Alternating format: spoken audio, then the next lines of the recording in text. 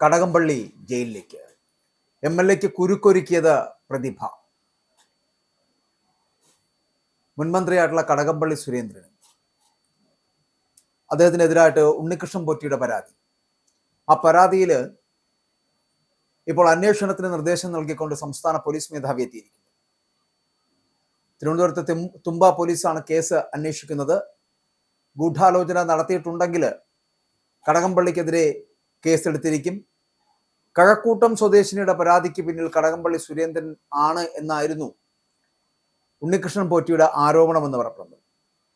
സംസ്ഥാന രാഷ്ട്രീയത്തിൽ ചർച്ചയായിട്ടുള്ള ഭൂമി തട്ടിപ്പ് വിവാദത്തിലാണ് മുൻ ദേവസ്വം മന്ത്രിയും CPM-ന്റെ നേതാവുമായിട്ടുള്ള കടകംപള്ളി സുരേന്ദ്രനെ നേരിട്ട് പ്രതിക്കൂട്ടിലാക്കിക്കൊണ്ട് ഉണ്ണികൃഷ്ണൻ പോറ്റിയുടെ പരാതി എത്തിയിരിക്കുന്നത്.